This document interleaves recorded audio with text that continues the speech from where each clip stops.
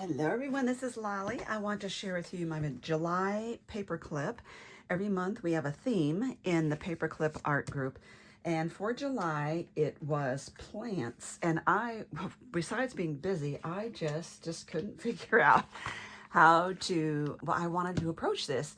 So I decided I was going to flip through my stamps. You know, I have my stamps all packaged up like this in a kind of a rectangular container, and I thought I'm just going to start flipping through, and it's a challenge I gave myself. The very first stamp set that had any plants in it, I was going to make a paperclip out of that, and I was going to do it very quickly without, you know, spending days agonizing. So this was the first stamp set that I found in my collection that had plants in it, because there's flowers and there's mushrooms. And it is by Lawn Fawn, called Oh Gnome. So I stamped those out. I want the gnome, the mushroom, the wheelbarrow, and some flowers. And I'm going to be using Derwent Chromaflow.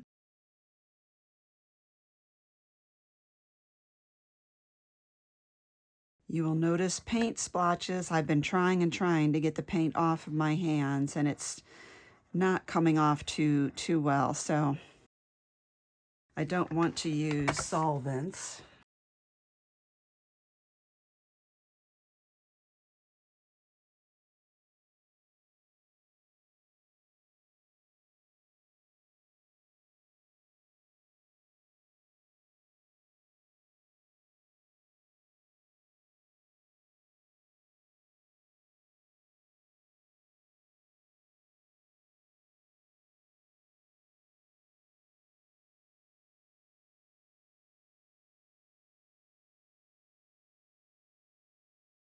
And I'm going to cut those out off camera. So those are done. I want to prep this. I'm going to have to use a 3-inch paper clip in order to get all my images on there. So I'm grabbing one of these. Make sure you look under this video for the supply list. I have cut a 2.5 by 5-inch piece of white cardstock. I've scored it right in the middle, and that's where it's going to fold. I'm going to add a little bit of sky color with this, which is the Broken China Distress ink. I'm being very light with it, just going around the top and the sides, and then kind of coming in here. I'm not pouncing it down, I'm just touching it, because I don't really want it super dark. And this isn't the best cardstock for ink blending, just so you know. So I know I'm going to have some issues with possible streaks. This is just cardstock that I like, the brand from Hobby Lobby. Okay, so I've got that, and now that I've got that, I can go ahead and put this on here. I want my paperclip to come from the right side of the book page, so I'm going to put the solid metal on the bottom, thread that through, like that, fold it, and I'm going to glue it. I'm using the Lawn Fawn glue tube that I have used up and then refilled with Barely Art glue. I'm going to fold that down, line up my bottom here, and give it a little clamp. These clamps are from the Dollar Tree.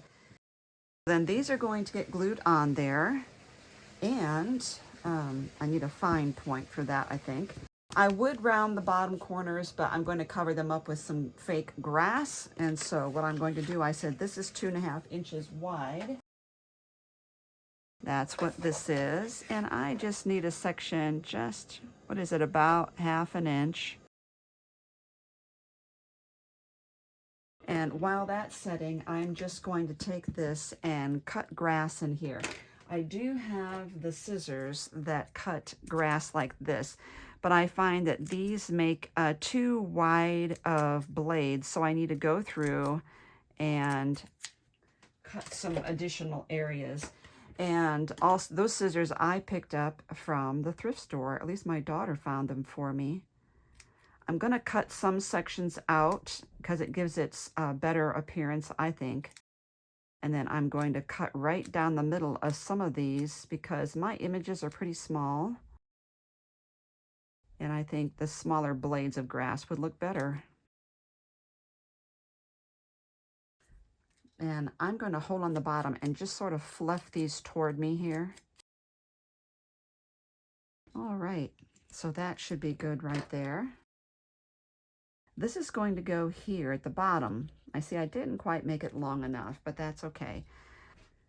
I see a little bit of the grid under my work here, under my mat. So I'm going to put this here to figure out where to put this. Actually, the wheelbarrow has to be on here first, I think. So let's get that on there. I'm not putting the grass down just yet. I want this to go just under the grass, right about there. And then the little flowers are going to go right in the top of that wheelbarrow. All right, and then I think the mushroom needs to go here next because I want the gnome to be in front of this mushroom. And I'm okay if that mushroom sits a little bit off the far left side here. It gives just a tiniest bit of interest right there, so you don't always have to make everything fit inside the box. And now when he goes on here, I want his hand to be over the wheelbarrow, like that, like he's holding it. Now the grass, which I have prepped, I'm just going to glue the bottom part. I'm putting this all the way to the side because I cut this with one paper trimmer and this with a different one, and so what happened was they didn't get the exact same measurements. So I'm just going to fluff and grab an extra little piece here of grass for myself.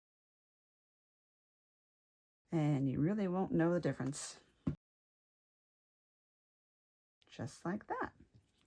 Perfect. Okay.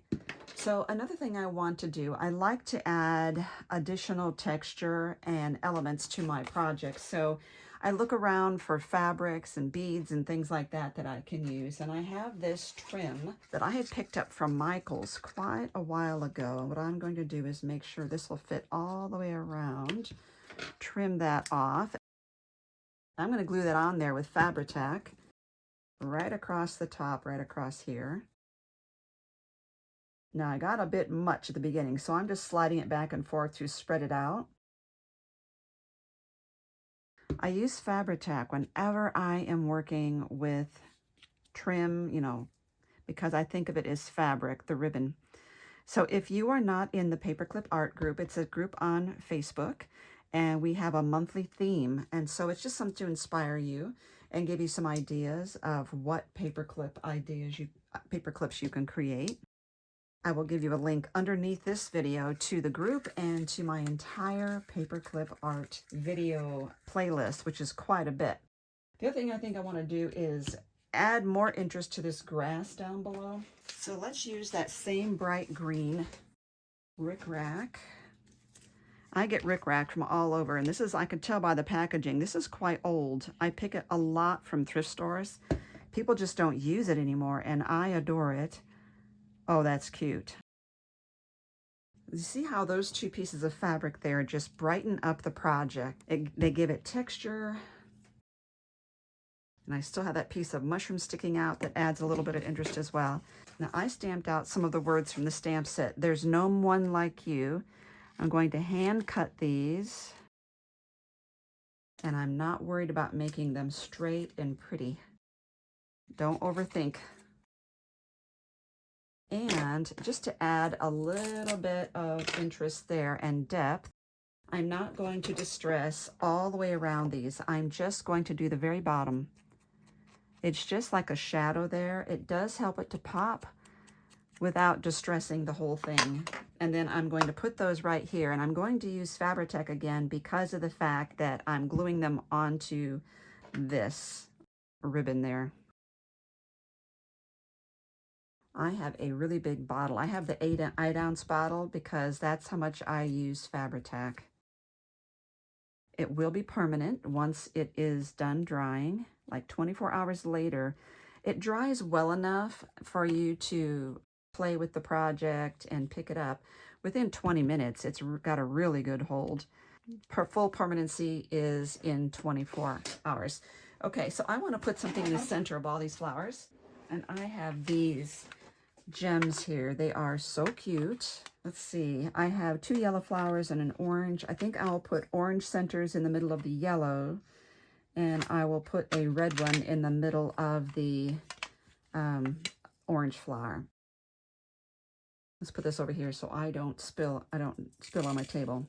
There we go. It's hard to pick it up from a mat like this. I'm going to use the jewel picker, and I'm going to use gem tack. You can use glossy accents if you have that. And this jewel picker picks up even paper, so it's amazing. And there's 2 ends.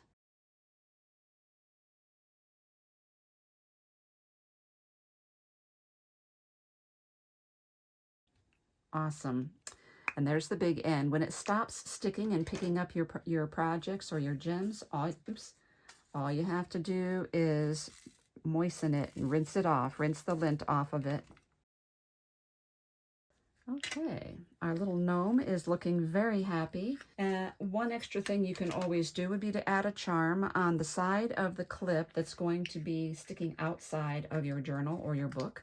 And this is my charm storage here, and I have some garment pins here. I'm going to use a green one because I think that would be really cute with the project. Okay, I have an acorn, which I think would be really cute for a gnome. I love this watering can, but I think it might be too big. It's very heavy. It's very heavy. So let's skip that for now. Let's use some tassels. We've got an acorn, and let's use a big tassel here. And then all I have to do, these make it life so easy. Grab that,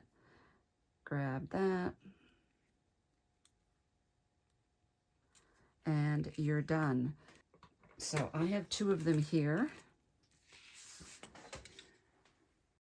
Thank you for watching. Make sure you look underneath this video for all the links that I'm giving you. I think you're going to want to check out the Paperclip Art Group. We are a very encouraging and inspirational group, and you will find plenty of ideas there to keep you busy.